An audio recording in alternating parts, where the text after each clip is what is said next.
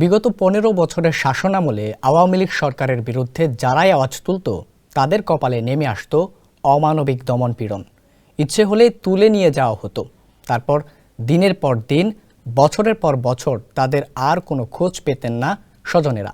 কিন্তু ৫ আগস্টের রাজনৈতিক পট পরিবর্তনের পর প্রকাশ পায় আয়না ঘরে আটকে রেখে নিখোঁজ মানুষগুলোর উপর চালানো নির্যাতনের কাহিনী।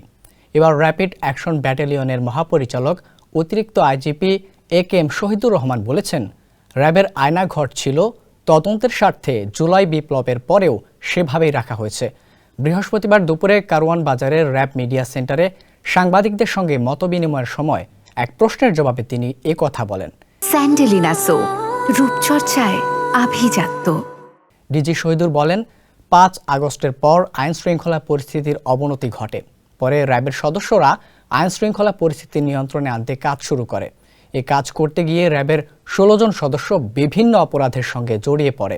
তাদের বিরুদ্ধে চাঁদাবাজি, মাদক ও ছিনতাইয়ের অভিযোগ পাওয়া যায়।